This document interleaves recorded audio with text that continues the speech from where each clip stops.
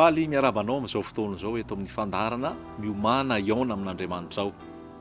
Isaorana n'ilay iray avo indrindra nahary ny lanitra sy ny tany sy izay rehetra eo aminy, izay tompony tompo sy mpanjaka ny mpanjaka, ilay izy hatrizay ary mandrakizay, ilay tsy manam-piandohana ary tsy manam-piafarana. Saotra azitsika fa famindrapony fahasoavany mbola mato izao antsika, ary izy ilay nidina tetỳ ambonin'ny tany naka ny endriky ny mpanompo, naka endrika olombelona, dia Jesosy Kristy zany tao amin'ny toerany fahafenon'Andriamanitra rehetra, ary izy mbola mampijoro anay amin'ity androany ity. Ary te hampahery anao amin'izao fotoana izao raisitsika ny tenin'Andriamanitra ao amin'ny Jaona 4:4. Tiako hampaherezana anao zany teny zany amin'izao fotoana efa faraparany taona izao.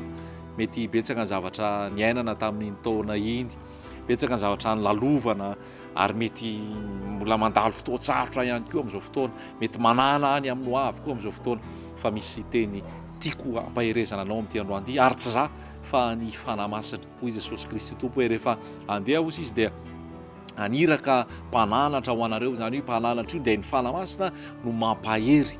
Io fanahy masina io manambara an Jesosy Kristy io. Io fanahy masina io tsy ilaza ny momba azy izy sy Jesosy tompo, fa ilaza ny momba aka izy dia ilaza ny momba ana.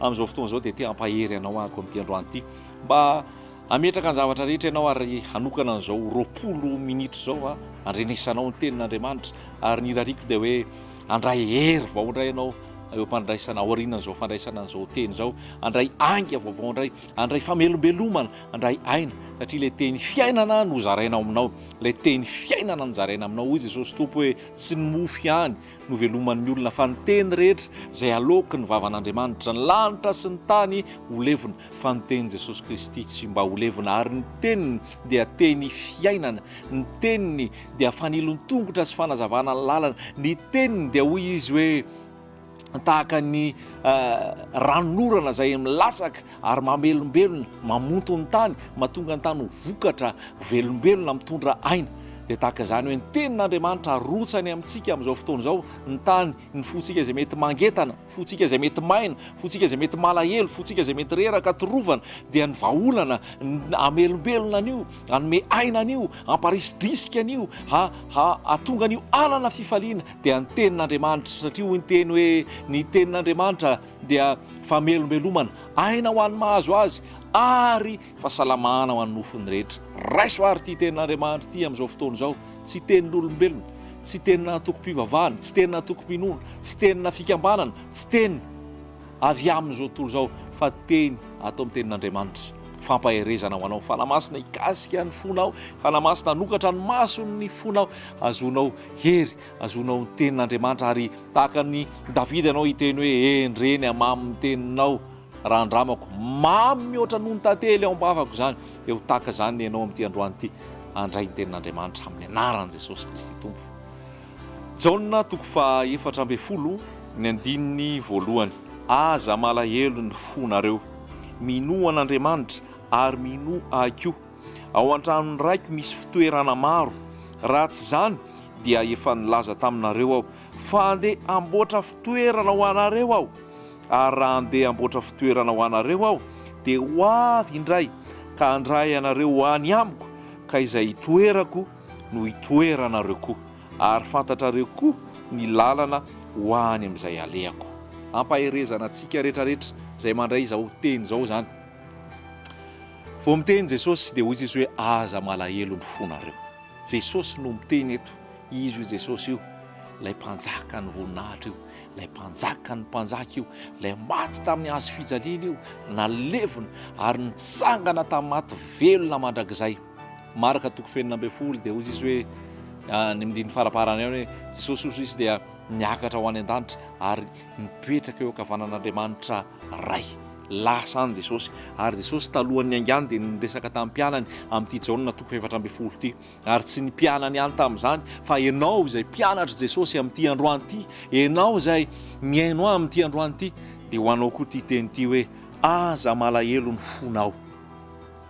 Mety ianao hoe ahoana moa any tsy alahelo, betsaka ny zavatra mianjady amiko, betsaka ny zavatra manahirana, nivadiko mifoka sigara tsy mety hiala amin'ny sigara, nivadiko misotro toaka lava, ny zahako mihitsy no misotro toaka ary tsy afaka amin'ity toaka ity, za tsy afaka amin'ity sigara ity, za tsy afaka amin'ity laingalainga ity, za tsy afaka amin'ity halatralatra ity, za tsy afaka amin'ity tenako ity izay ohatrany mangery za tahaka ny fonja atao anatiko, za diso fanantenana ny amin'ny zavatra netritretiko mba ho azo, za malahelo ny amin'ny mpiarabelona sy amin'ny zavatra maro isan-karazany, za misy an'ity aretina tsy mety sitrany ity, zao zavatra maro rehetrarehetra zao, za mety tsy hanasa fa very asa, za tsy manana tany mba ho azy, za tsy manana trano, za zao maro isan-karazany.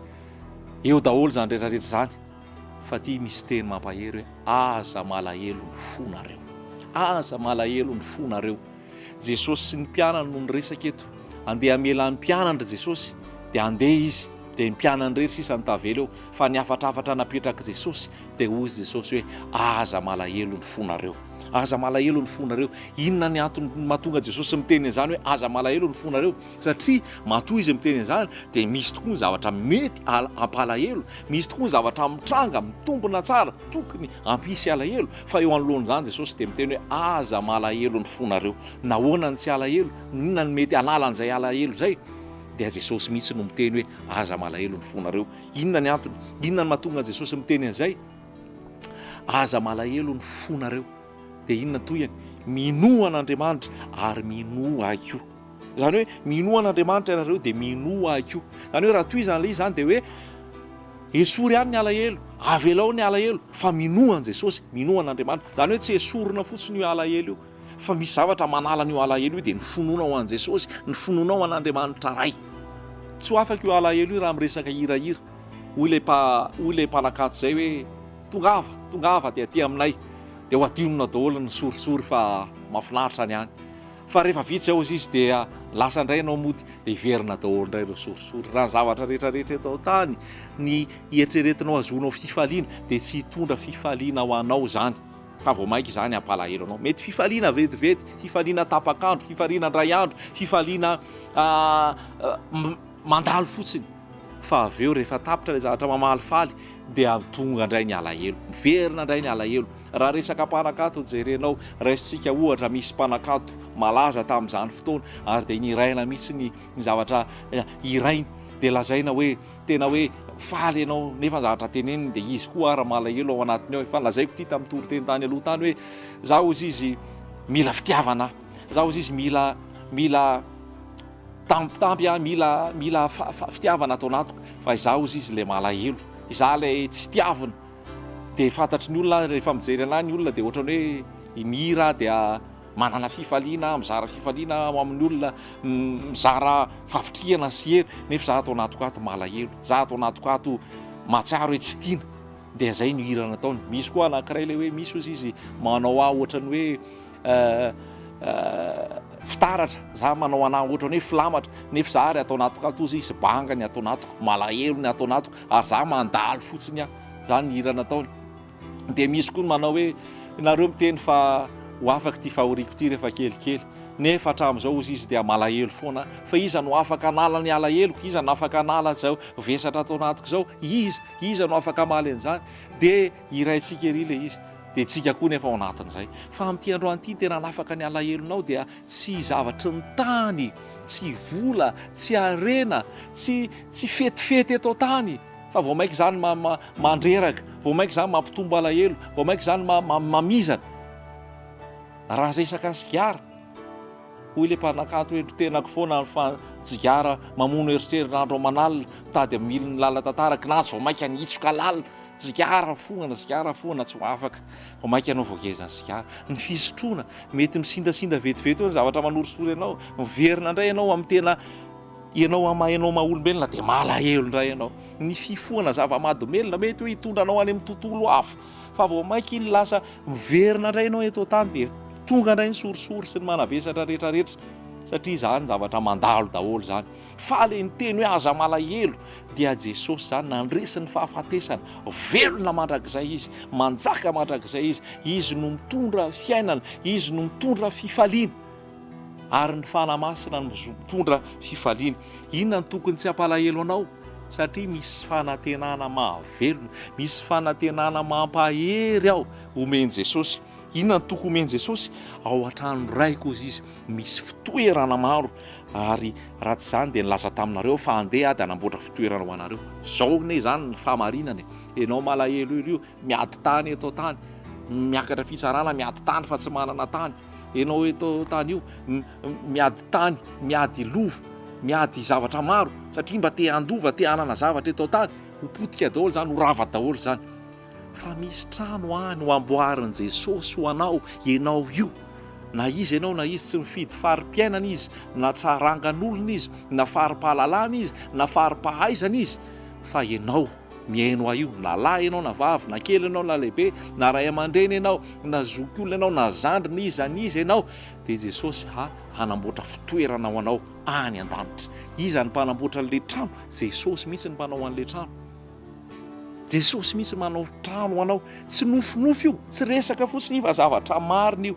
Andeha hozy izy ao an-trano raiky misy fitoerana maro, raha tsy izany dia efa nilaza taminareo fa andeha hamboatra fitoerana ho anareo aho. Zany no amboarin'i Jesosy ianao. Ny kristianina eto ambonin'izao tontolo izao, eto amin'izao tontolo izao dia mpandalo ihany. Ohatra ny Levita atao amin'ny fokon'ny Israely dia tsy nanana anjara-tany ireo. Tsy nanana anjara-tany ireo fa Jehova no anjarany. Tsy nanana anjara-tany ireo satria reo nanao ny asa fisoronana sy ny asa fanompoana sy ny asa maro fikarakarana isan-karazany, dia tsy nanana anjara-tany ireo, fa ny anjarany dia Jehova ray. Salamo 4:20, anjarako Jehova. Ny tena anjaranao koa, na tsy mahazo ninninina ary ianao, na tsy dia manana izay ilaina ary ianao eto tany, misy anjaranao any an-danitra. Lovanao any an-danitra izay karakarain' Jesosy ho anao. I Jesosy mihitsy ny manao an'io, satria hozy izy hoe andeha dia hanamboatra fitoerana ho anareo. Le fitoerana mety tsy dia mazava, tena hoe hanamboatra trano ho anao Jesosy, ho anao, hanamboatra fonenana ho anao Jesosy any an-danitra. Ho anao zany, mampahereza ny fonao, mifalia amin'ny fanantenana ozy ny tenin'Andriamanitra. Ny eto tany ho rava sy ho potika daholo, fa Jesosy any an-danitra any. Any amin'ny Petera any ianao dia mahita hoe misy lova no manan'Andriamanitra antsika, tsy mety levona, tsy mety lo, tsy mety potika. Omanin'Andriamanitra antsika zany, Jesosy ny manao an'izany. Jerevy ny asa tanan'olombelona raha mijery ianao eto amin'izao tontolo izao, mijery ianao ny zavatra amboarin'olombelona, hitanao ny fahatsarany, mijery ianao an'izany hoe tsy fantatro, ohatra mijery ianao an'izany hoe Tour Eiffel zany, tsara zany, mamirapiratra zany, mahafinaritra mijery azy. Mijery ianao ny hoe Maison Blanche, mahafinaritra no mijery azy, tsara tarehy, tsara endrika. Mijery ianao ny hoe tsy fantatro inona ny lapa hitanao hoe tsara sy mahafinaritra eto tany amin'ny sary, fa ozy aminao hoe tsy azo oharina amin'izay zavatra eto tany akory no manin' Jesosy ianao. Mamaky ianao rehefa aveo ny Apokalypsy. Ny Apokalypsy dia lazainy ao ny fahatsarany le trano sy le fonena no manin'Andriamanitra ho anao, fa ny gorodona andehananao any dia volamena. Volamena mety tsy azonao eto tany tsy hanananao, fa any an-danitra omeny tompo anao zany volamena, gorodona andehananao. Ny tambohanao, tamboho maro sosina, vato soa avokoa. Mety malahelo anao eto tany tsy manana an'izany rehetrarehetra zany, fa any an-danitra omanin' Jesosy ho anao zany. Omanin' Jesosy ho anao zany, ary izy mihitsy ny manamboatra an'izany. Tsy olombelona manamboatra an'izany, fa izy ilay mpandrafitra tsara, izy ilay mahay manao ny zavatra rehetrarehetra, dia izy ny manamboatra an'izany. Tsika tsy manana ny zavatra maharitra eto, tsy miandry ny zavatra eto tany tsika. Hoy ny tenin'Andriamanitra hoe ny fanjakantsika dia avy any ambony, avy any ny andrasantsika mpamonjy. Izany no toriana aminao. Aza variana amin'izao fiainana izao, aza mahelelo ny amin'ny zavatra eto tany, fa mandalo izao rehetrarehetra izao. Hoy Paoly hoe ataoko izy fa ny fahoriana izay miatra antsika amin'izao fotoana izao dia tsy azo oharina akory amin'ny voninahitra izay aseho any aparany, fa ho avy Jesosy eny amin'ny rahaolanitra. Ary rehefa vita ilay fitoerana ozy izy dia avy indray dia aka anareo ary eny amin'izay hitoerako ny hitoerano areo. Matoa Jesosy mbola tsy tonga, mbola misy trano amboarina ho anao any, mbola misy toerana amboarina ho anao any. Ary tsy trano sy fitoerana fotsiny mahafaly, fa ilay mpanjaka ny mpanjaka, ilay tompony tompo, ilay andriana ny voninahitra, ilay Jesosy Kristy fitiavana mihitsy no hiaraka aminao mandrakizay rehefa tonga izy haka anao. Fa movonina ve ianao? Movonina ve ianao? Movonina ve ianao? Sao dia mbola misy fahotana amin'ny toetra, sao dia mbola misy fitiavana an'izao tontolo izao, sao dia mbola misy zavatra tsy ankasitrahan'Andriamanitra ao aminao. fa ario daholo zany. Hoy ny ten'Andriamanitra hoe ario any amin'ny vovoka ny akoram-bola fotsy sy ny akoram-bolamenanao. Ario zany fa tsy tony volamenanao, tsy tony vola fotsinao dia Jesosy Kristy zany. Jesosy Kristy nanamboatra fitoerana ho antsika dia andeha ozy izy dia haka anareo iray ary any amin'izay hitoerako ny hitoeranareo. Zany ny lalana ho an'ny zanak'Andriamanitra, tsy ho an'ny olona rehetra nefa zany, fa an'izay manam-pahamasinana. Hoy ny tenin'Andriamanitra hoe aoko masina ianareo tahaka ny fahamasinana Jehova niantso anareo, araka ny fahamasinana ilay niantso anareo dia aoko masina ianareo ny fitondran-tena rehetra. Izay tsy manam-pahamasinana dia tsy ahita an'Andriamanitra izy, sambatra ny madio am-po fa izy no ahita an'Andriamanitra. Zany hoe io fonao io atolory an' Jesosy io, ny rano manasa anao, ny rano manadio anao, rano manamarina anao, rano manafotsy anao, mahatonga anao olom-baovao na inona fahotana rehetra vitanao, anamelohan'ny olona anao, anaratsian'ny olona anao, anevatevan'ny olona anao, afaka tonga olom-baovao ianao rehefa ao am' Jesosy. Ao am' Jesosy fa tsy ao amin'ny atokom-pinoana, tsy ao amin'ny atokom-pivavahana, tsy ao amin'ny fikambanana, fa ao am' Jesosy Kristy. Raha misy olona ao am' Kristy dia olom-baovao izy, lasa ny zavatra taloha. Tsy ianao intsony ilay taloha andevo ny fahotana sy ny fahazaran-dratsy intsony, fa ianao mandresy ny fahotana satria Jesosy ny ao anatinao.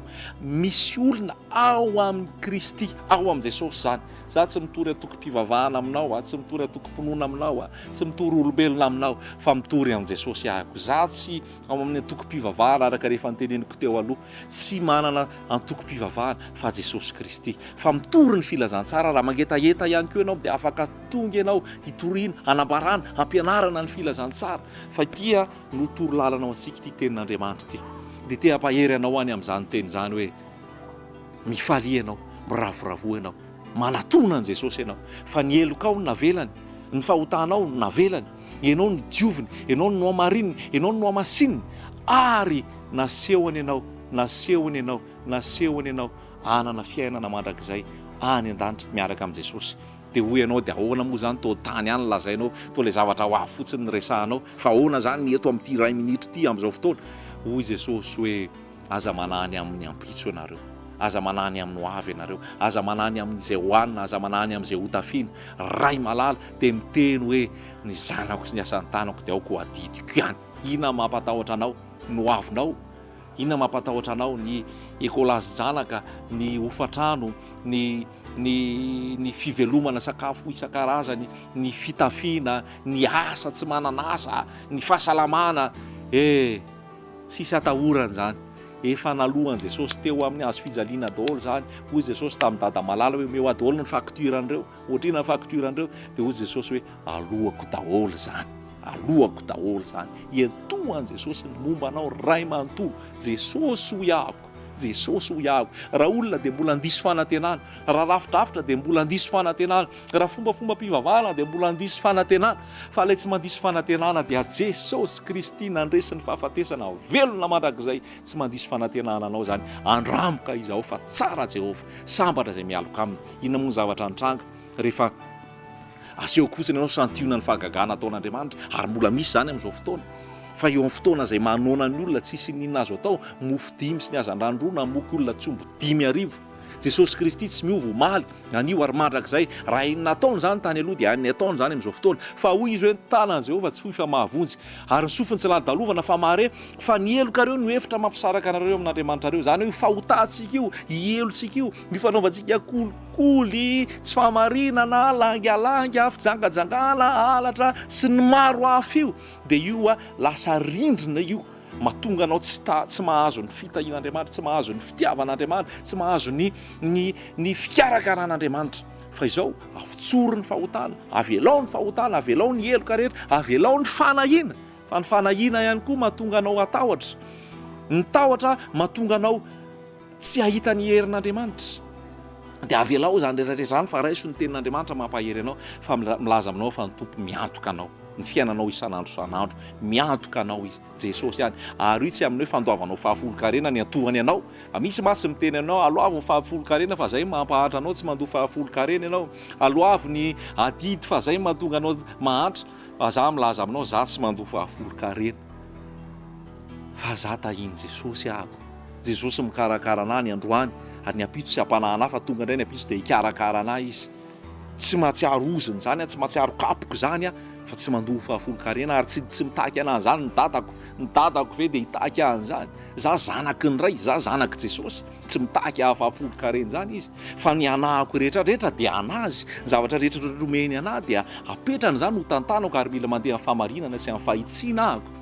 Fa zany ny miaraka amin'ny Jesosy, zany ny miaraka amin'ny Jesosy, maimaimpona. Zay mahatonga Jesosy voaomby teo amin'ny hazo fijaliana ane, vita ozy izy, tsy zavatra takiny aminao ane, tsy zavatra ilainy aminao intsony ane, tsy vola ny takiny aminao, tsy arena ny takiny aminao, fa ny fonao no ilainy, ny fonao atolory, ansakany ho izy ny mpanjaka irery ao, izy ny mpanapaka ao.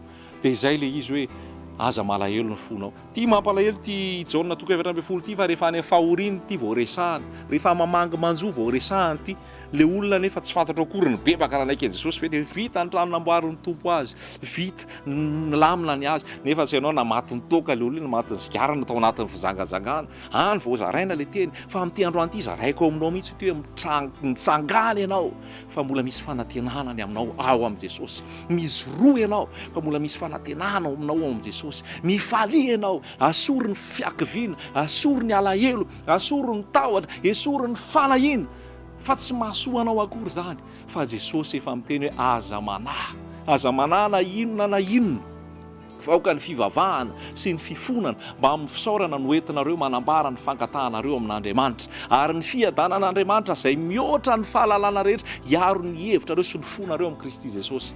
Hoy Jesosy ety amin'izao tontolo izao nahitanareo fahoriana, matoky za narisy izao tontolo izao, ny fiadanako nomeko anareo, zany nomeny Jesosy ianao zany, eo anoloan'ny tebiteby, eo anoloan'ny ady, eo anoloan'ny fisavoritahana, eo anoloan'ny tsy fandriampahalemana, eo anoloan'ny izay rehetrarehetra fahoriana sy ny fahantrana sy ny zavatra maro. Jesosy mameanao fiadanana, Jesosy mameanao fiainana be dia be, Jesosy mameanao fifaliana tsy hitanao amin'ny zavatra eto tany zany, fa napetraka eto fotsiny ianao dia faly satria Jesosy ao anatinao. Jesosy no manome fifaliana ho anao ary mananteny anao hoe ho avy izy dia haka anao, hanome anao trano, fiainana tsara. Jesosy raha niala teto tany tsy nanome compte en banque amin'ny mpianatra.